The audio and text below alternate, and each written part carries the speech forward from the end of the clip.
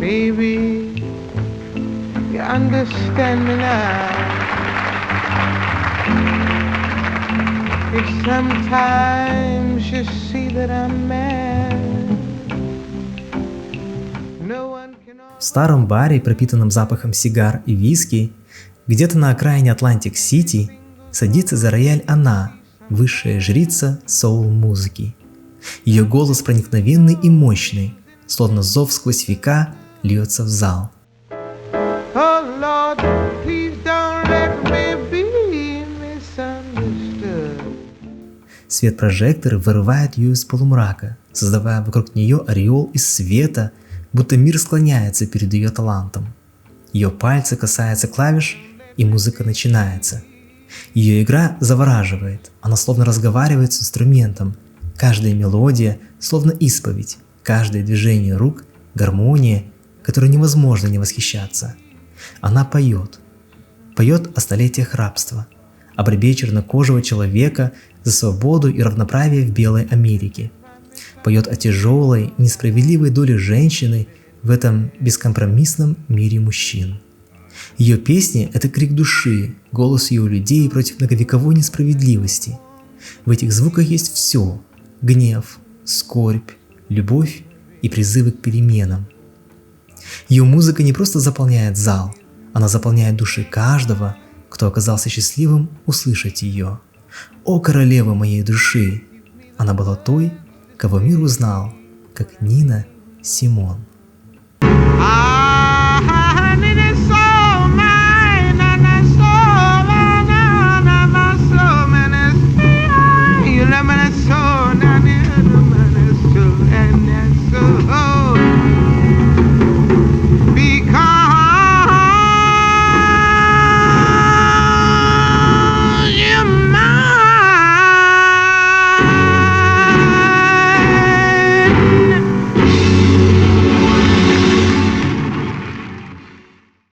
Юнис Кэтлин Уэйман родилась 21 февраля 1933 года в городе Трайан, Северная Каролина, США, в многодетной семье с 8 детьми. Потрясающий талант Юнис как музыканта проявился в самом начале ее жизни. Она начала играть на фортепиано на слух уже в 3 года. Ее мать – методистский священник, и отец – проповедник, который также работал разнорабочим, чтобы сводить концы с концами, не могли игнорировать дар музыки, данный Богом совсем еще маленькой Юнис. Жизнь полна иронии, и именно белая британка по имени Мариуэль Мацанович навсегда изменила жизнь маленькой чернокожей девочки, научив игре на классическом фортепиано. Девочку, которая, повзрослев, станет одним из самых влиятельных борцов за гражданские права чернокожих в Америке. Именно благодаря наставничеству этой белой британки у Юнис на всю жизнь зародилась глубокая любовь и уважение к творчеству Иоганна Себастьяна Баха, Шопена, Брамса, Бетховена и Шуберта. Учитывая абсолютную бедность, в которой жила семья Юнис, мечтать о каком-либо музыкальном образовании для юного таланта казалось совершенно невозможным. И снова Мацанович, очарованная даром маленькой Юнис, основала фонд Юнис Уэйман, дабы собрать деньги для ее продолжения образования в средней школе. Благодаря поддержке фонда весной 1943 года Мацанович даже организовал для своей любимой ученицы дебютный концерт в библиотеке Трайана. Юнис, которой было всего 10 лет, но уже полностью погруженная в музыку Моцарта, Бетховена, Карла Черни и особенно Баха, нервно ждала, когда 200 человек войдут в зал, чтобы стать ее первой аудиторией. К сожалению, Америка эпохи Джима Кроу, хотя и давала отдаленную надежду на будущее чернокожей девочки, все же демонстрировала абсурдные условности расовой сегрегации. Ее родителям приказали уступить места в первом ряду только что опоздавшим белым зрителям. С бесстрашием, которое стало ее визитной карточкой во взрослой жизни, 10-летняя Юнис просто отказалась играть, пока ее родителям не разрешили вернуться на свои прежние места. Уже тогда можно было наблюдать, как этот инцидент пробудил в маленькой, никому неизвестной чернокожей девочке непреодолимое стремление бороться за права угнетенных в несовершенном обществе современности. По окончанию школы Юнис получила годовую стипендию для обучения в престижной Джильярдской музыкальной школе в Нью-Йорке. План состоял в том, что затем она должна была подать заявление на получение полной стипендии в самом авторитетном музыкальном институте США, институте Кертиса. В день экзаменов Юнис была полной надежд молодой девушкой, чья любовь к музыке и упорный труд привели ее к дверям музыкального института. Это была ее мечта – попасть в мир академической музыки, стать первой чернокожей концертной пианисткой, исполняющей классические произведения Баха, Шопена и Бетховена.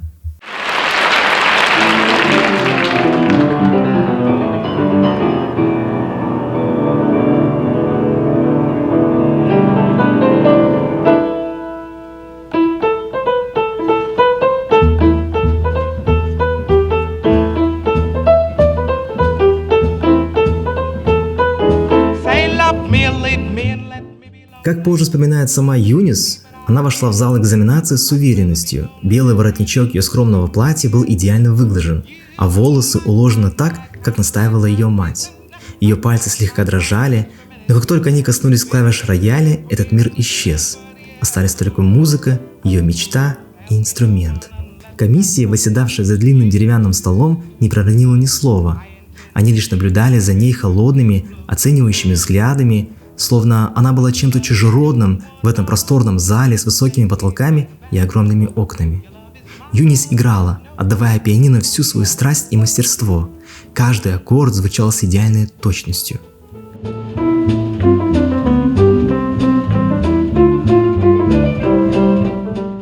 Когда последний аккорд затих в тишине зала, она подняла глаза на членов комиссии. Ее сердце билось быстро, но не от страха, а от надежды. Ей казалось, что она справилась. Она видела, как весь ее путь от полуразбитого дома в трущобах Трайана до этого момента сошелся в единой точке. Но вместо похвалы или хотя бы одобрительного выражения лица она встретила холодное, непроницаемое молчание. Через несколько минут ее попросили выйти. Часы ожидания за дверью тянулись бесконечно. И вот решение было оглашено.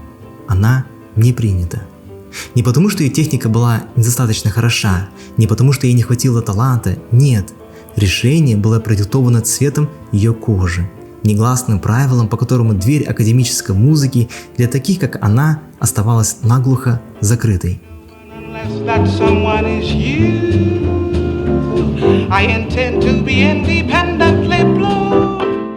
Юнис стояла там, сжимая в руках старый нотный сборник Баха, который она носила с собой как Библию. Она не плакала, хотя боль внутри была невыносимой. Вместо этого она молча развернулась и ушла, оставив за спиной зал, который стал символом не только ее разочарования, но и всей несправедливости американского общества. Этот день не сломил ее, он стал той самой болью, которая позже прорвется через ее музыку. Она больше не мечтала о карьере классической пианистки, но ее голос, ее искусство, рожденные из постоянной несправедливости, станут голосом целого поколения.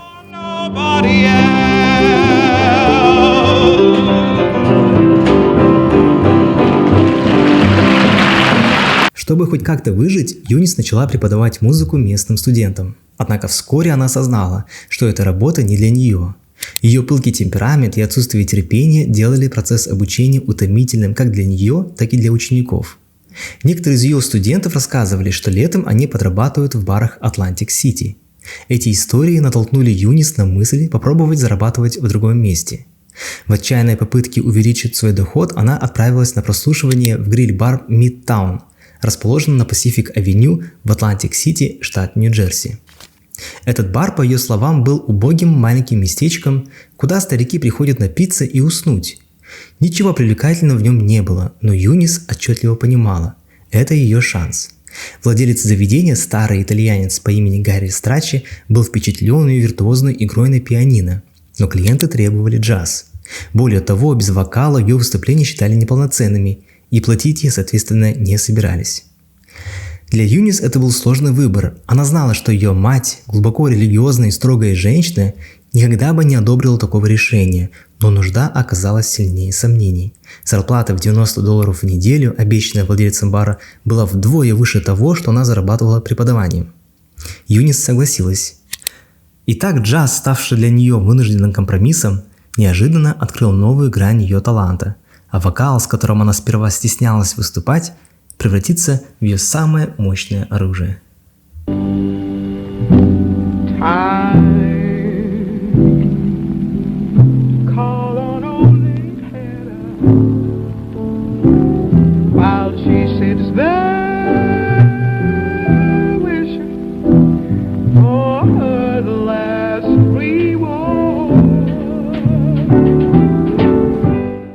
С самого начала Юнис нашла свой особый способ быть певицей-пианисткой, смешивая классические фрагменты с церковными госпелами, гимнами и популярными мелодиями, часто в виде непрерывных вставок и последовательных сетов. Ее относительно нетренированный голос имел диапазон, едва превышавший октаву. Позже она упоминала о своем пении как о добавлении еще одной строки к фортепианной партии, а не как о ее сопровождении. Слухи разлетелись быстро об этом новом пианисте и певце, который погружался в песни Гершвина, Коула Портера, Ричарда Роджерса и им подобных композиторов, превращая популярные мелодии того времени в уникальный синтез джаза, блюза и классической музыки. Ее богатые, глубокие, бархатные тембры голоса в сочетании с мастерством игры на пианино вскоре привлекли любителей клубной музыки по всему восточному побережью. Мать Юнис, Мэри Кейт Уэйман, строгая евангелистка, называвшая исполнителей блюз прислужниками в огне ада, определенно никогда бы не позволила своей дочери играть блюз, не говоря уже о том, чтобы работать в баре. Дабы скрыться чрезмерной опеки неодобрительной матери, в одночасье Юнис Уэйман превратилась в Нину Симон, взяв прозвище Нина, что в переводе с испанского означает «малышка», и Симона в честь актрисы Симоны Синьоре, чьим творчеством она безумно восхищалась. В 24 года, выступая в клубах Атлантик-Сити и Филадельфии, Нина Симон впервые ощутила вкус признания. Ее талант привлек внимание лейбла Bethlehem Records, с которым она вскоре подписала контракт. В 1958 году мир услышал ее дебютный альбом Little Girl Blue, а ее исполнение I Love You Porgy из мюзикла «Порги и Бесс» принесло ей первую волну настоящей славы. This is the delightful and the very moving I Love You Porgy. Thank you.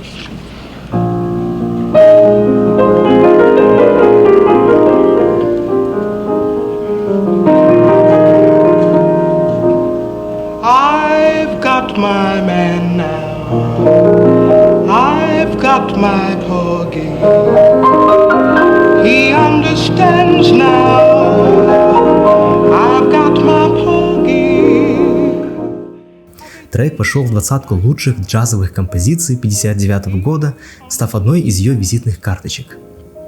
Окрыленная успехами, стремясь раскрыть свой потенциал в полной мере, Нина приняла судьбоносное решение. Она переехала в Нью-Йорк, город, где ее талант мог найти еще больше возможностей, а ее имя зазвучать громче, чем когда-либо прежде.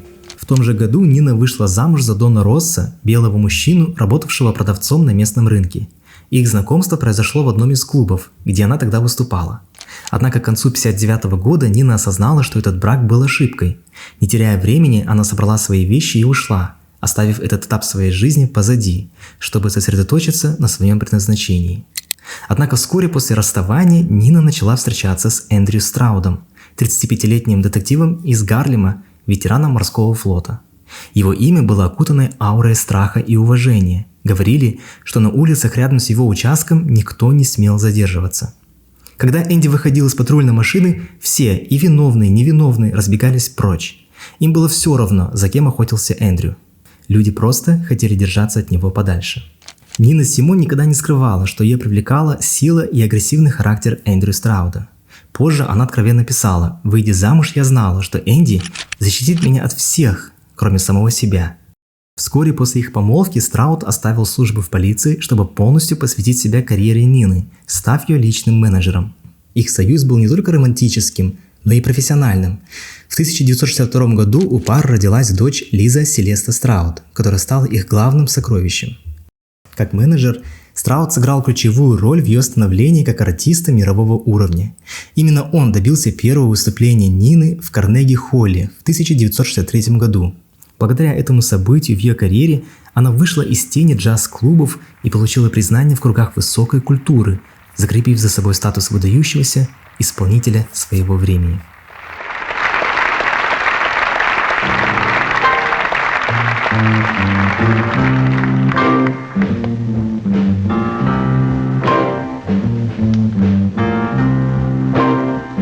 Mr. Backlash, Mr. Backlash, who do you think I am?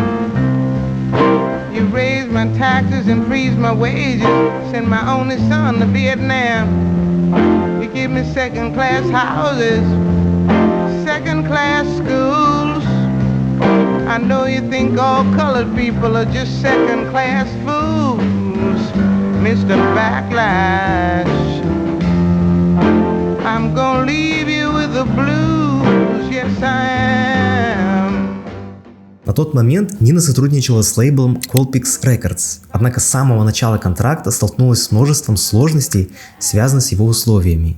Несмотря на кажущуюся свободу в выборе репертуара, компания навязывала пианистке исполнение легкого джаза в попсовом стиле, требуя больше коммерческой привлекательности, чем художественной самобытности. Как и многие другие звукозаписывающие компании того времени, Colpix Records больше заботились о прибыли, но никак не о творческом ведении своих артистов. Лейбл использовал финансовую неопытность и уязвимость музыкантов, заключая с ними несправедливые соглашения. Нина нередко чувствовала себя обманутой и использованной, что лишь усиливало ее разочарование в музыкальной индустрии.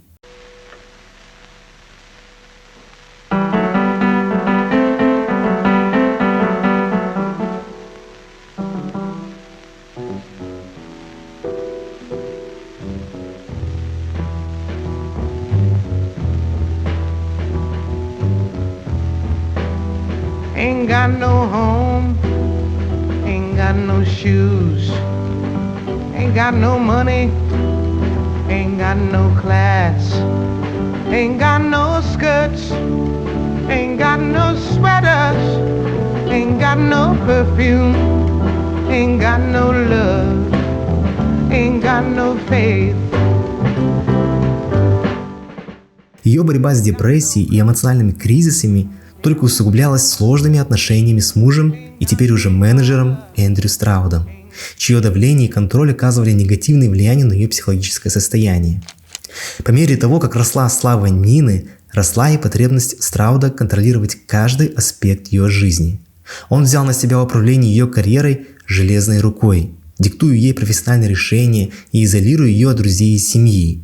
Он часто прослушивал ее телефонные звонки и ограничивал ее общение с другими музыкантами, создавая удушающую атмосферу, которая подавляла ее свободу и творчество. Страуд обладал вспыльчивым и агрессивным характером, нередко прибегая к физическому насилию, чтобы удержать свое превосходство. В своей автобиографии Нина позже описала ужасающие эпизоды, когда он жестоко избивал ее, оставляя синяки по всему телу. Физическое насилие сопровождалось тонкими и разрушительными эмоциональными манипуляциями. Страуд часто унижал и избивал Нину на глазах у ее дочери, подрывая ее самооценку и лишая уверенности в себе. I ain't got no culture, ain't got no mother, ain't got no father, ain't got no brother, ain't got no children, ain't got no aunts, ain't got no uncles, ain't got no love. Этот токсичный союз стал одним из самых болезненных периодов в жизни музыканта. В одном особенно тревожном эпизоде Страуд пришел в ярость после выступления, обвинив Нину в том, что она не оправдала его ожидания. Он затащил ее в их дом, где спор обострился. Он несколько раз ударил ее, пока она не начала молить о пощаде. Эта кошмарная модель насилия и контроля стала темной подоплекой их брака, омрачая ее публичный успех личными мучениями. Финансовый контроль Страуда также поставил Нину в шаткое положение. Несмотря на ее растущую известность и значительные доходы, она мало что могла сказать о своих финансах. Страуд распоряжался деньгами, часто не советуясь с ней.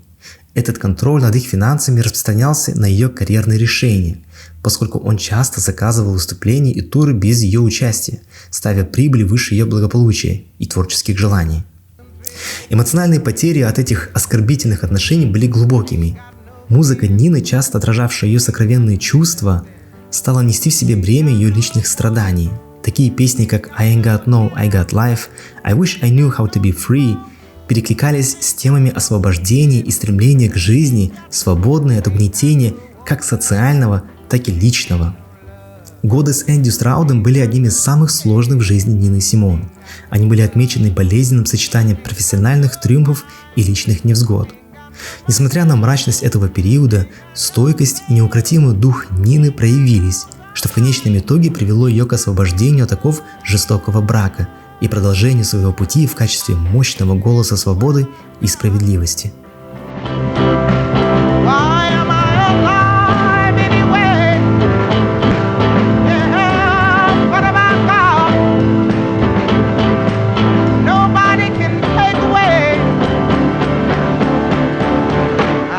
My hair, got my head, got my brains, got my head, got my eyes, got my nose, got my mouth. I got my sense. I got my arms, got my hands, got my fingers, got my legs, got my feet, got my toes, got my liver, got my blood. I've got life. Осенью 1963 года мир Нины Симон перевернулся. 15 сентября в Бирмингеме, штат Алабама, прогремел взрыв в баптистской церкви на 16-й улице. Для чернокожего населения Америки это была не просто трагедия, а акт откровенной ненависти. Бомба, заложенная сторонниками движения белого превосходства, унесла жизни 4 чернокожих девочек. Им было всего по 11 и 14 лет. Позже Нина написала, что новость застала ее врасплох в собственном доме. Слыша о взрыве и видя фотографии разбитых окон церкви, она почувствовала ярость, которую невозможно было сдержать. Ее сердце разрывалось от боли за невинные жизни и от бессилия перед несправедливостью, которая продолжала разрушать ее народ. Эта трагедия побудила Нину Симон написать одну из самых мощных протестных песен в ее карьере – «Mississippi Goddamn».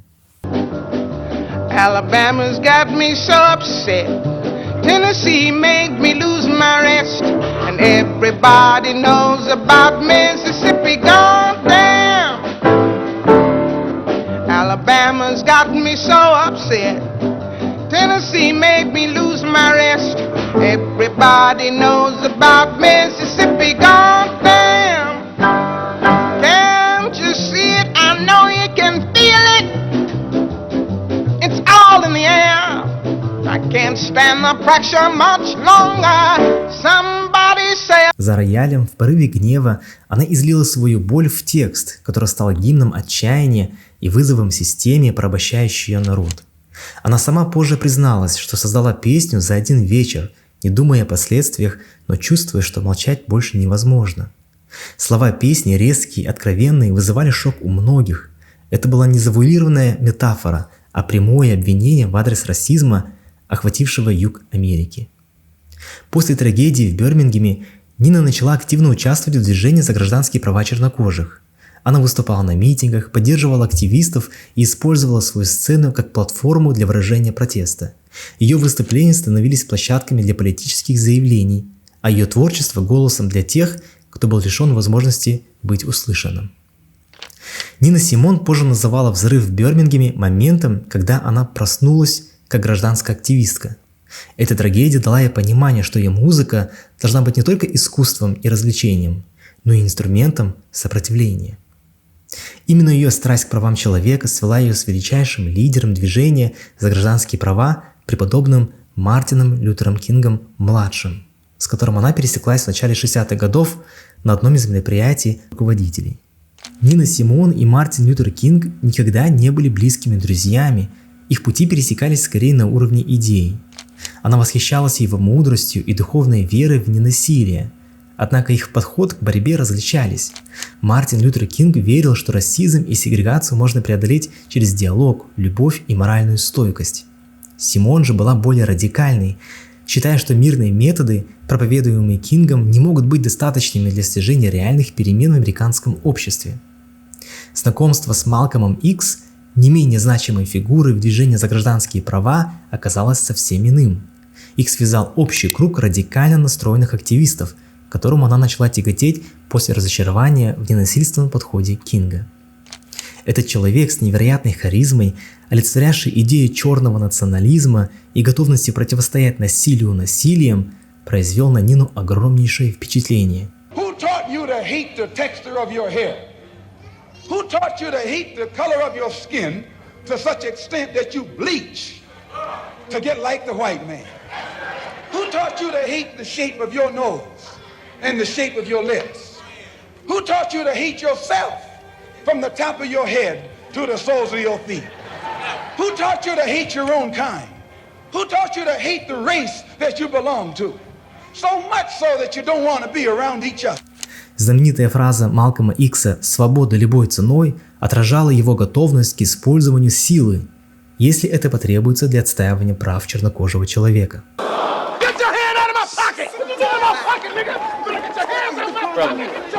Brother, please, hold. Calm down, please, Убийство Малкольма Икса в 1965 году во время его публичного выступления в рамках Организации Афроамериканского единства стало для Нины Симон переломным моментом, который значительно радикализировал ее взгляды. Малкольм олицетворял тот огонь и непоколебимую стойкость, которую Нина видела как единственно возможный путь к освобождению. И его гибель подтвердила ее худшие страхи о том, что Америка уничтожает тех, кто бросает ей вызов. Это также углубило ее чувство изоляции. С одной стороны, она не видела надежды в мирных методах, пропагандируемых Кингом, а с другой, смерть Малкольма лишила ее фигуры, олицетворявшей готовность к активной борьбе. Симон продолжала свою деятельность, но эта утрата усилила ее внутреннюю напряженность. Some very sad news for all of you, and I think sad news for all of our fellow citizens and people who love peace all over the world. And that is that Martin Luther King was shot and was killed tonight in Memphis. 3 года спустя, в 1968 году, 4 апреля, на балконе своего мотеля был убит Мартин Лютер Кинг-младший. Для нее это была последняя череда преступлений, доказывающих, что расизм настолько глубоко укоренен в американском обществе, что любые попытки борьбы за равенство встречаются с жестоким сопротивлением. Нина Симон выступила на мемориале Кинга, исполнив песню под названием «Почему король любви мертв?», но ее разочарование в США становилось все глубже. Once upon this planet Earth lived a man of noble birth, preaching love and freedom for his fellow man. He was dreaming of the day peace would come on a stage, and he spread the message all across the land. Turn the other cheek, he'd plead. Love thy neighbor was his creed. Pain, humiliation, and death he did not dread. Yes, with his Bible by his side. From his Симон все больше и больше склонялась к радикальным взглядам, отвергая идеи ненасилия, которые она раньше хоть немного, но разделяла. Ее риторика стала еще более резкой и провокационной, что начало отталкивать не только публику, но и ее творческих союзников. Участие в движении за права чернокожих накладывало на Нину огромнейший эмоциональный и профессиональный груз, и поэтому в 1970 году она решает навсегда покинуть Америку.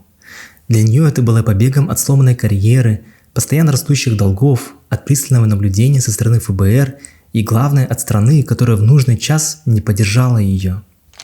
После убийств Малкольма Икса и Мартина Лютера Кинга ей казалось, что в этой стране больше нет места для тех, кто осмеливается говорить правду. Музыкальная индустрия отвернулась от нее, радиостанции избегали ее песен, налоговые службы преследовали за неуплату налогов. Первым пристанищем для нее стала Либерия. Ее привлекала эта западноафриканская страна, основанная бывшими афроамериканскими рабами, вернувшимися на родину. В Либерии она надеялась найти покой, который ей так не хватало в Америке.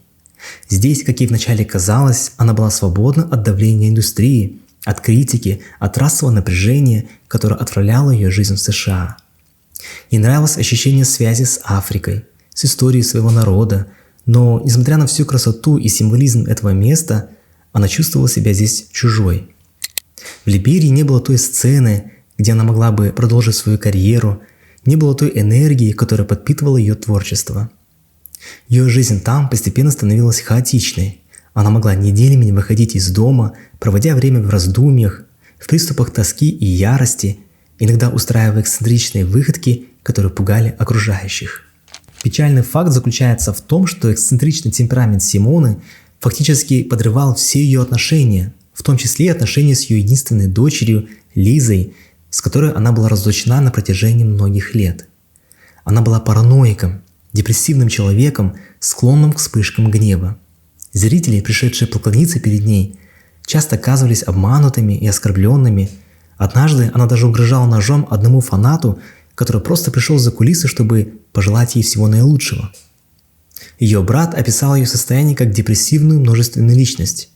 Более точным названием было бы биполярное расстройство, которое, к сожалению, на тот момент еще не было официально признано медицинским сообществом.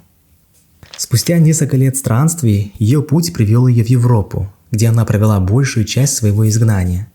Она жила то в Швейцарии, то во Франции, постоянно находясь в движении, как будто не могла найти место, которое стало бы для нее новым домом.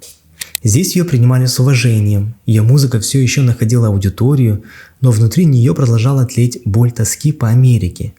Она по-прежнему выступала, но карьера уже не была такой успешной, как в прежние годы. Деньги заканчивались, контракты были редкими, а ее психологическое состояние ухудшалось. Иногда ей приходилось соглашаться на низкооплачиваемые концерты, играть в маленьких залах и клубах, что было совсем не похоже на ее былую славу. Она жила в одиночестве, ее отношения с людьми становились все более сложными. Перепады настроения делали ее непредсказуемой, сложной в общении. Она могла срываться на друзей, внезапно отменять концерты или устраивать сцены во время выступлений. Временами ее накрывала депрессия, и она могла пропасть на несколько дней, предаваясь одиночеству. В эти моменты она могла часами глядеть в окно на море, погруженная в воспоминания о прошлых триумфах и утраченных возможностях. В другие моменты она вновь чувствовала себя полубогиней, женщиной, которая когда-то потрясала мир своими песнями. Но даже несмотря на все эти трудности, музыка не покидала ее. В 1978 году она выпустила автобиографию под названием «I Put a Spell on You», где рассказывала свою историю.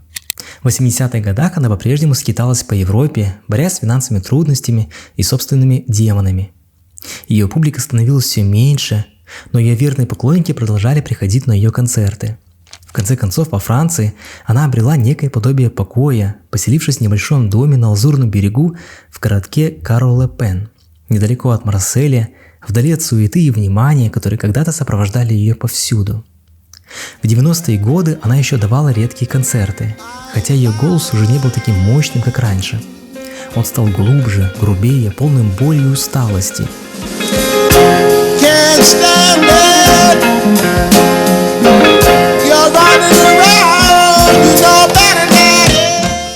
Ее выступления уже не напоминали прежние триумфы, но зрители все равно приходили, чтобы увидеть ее, не просто певицу, а живую легенду. Однако каждый такой концерт был испытанием, требующим от нее усилий, которых с каждым годом становилось все меньше. К концу 90-х Нину наконец официально диагностировали с биполярным расстройством, и ей начали подбирать лечение. Хотя лекарства помогали справиться с резкими перепадами настроения, они также делали ее более утомленной и пассивной. Она больше не бунтовала, не кричала так, как раньше. Теперь она просто жила, иногда принимала гостей, иногда наслаждалась одиночеством.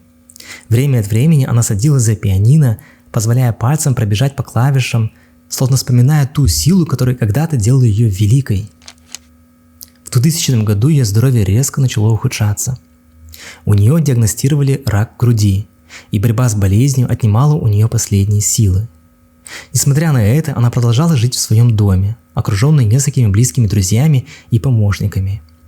Те, кто были рядом в ее последние дни, говорили, что она оставалась сильной до конца ее жизни, даже когда ее тело уже не могло бороться. 21 апреля 2003 года Нина Симон ушла из жизни во сне в своем доме на Лазурном берегу Франции. Ей было 70 лет. Ее уход не был громким, он был тихим, почти незаметным, как будто после стольких лет борьбы и страсти она наконец обрела покой. Но ее музыка, ее голос, ее борьба не исчезли. Даже после смерти она продолжала вдохновлять поколения, напоминая миру о силе искусства, честности и неподдельной страсти. A little less me now, a little less better. One day I thought I could fly. One day I woke up and I could fly. I looked down at the sea,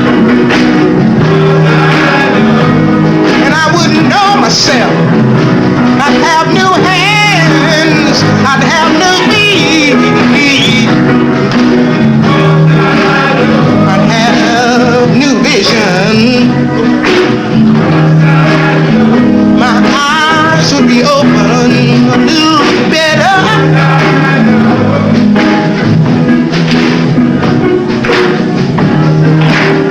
The Bible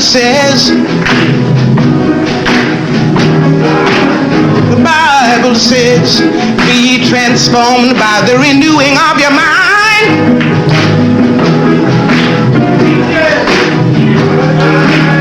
Be ye transformed by the renewing of your mind.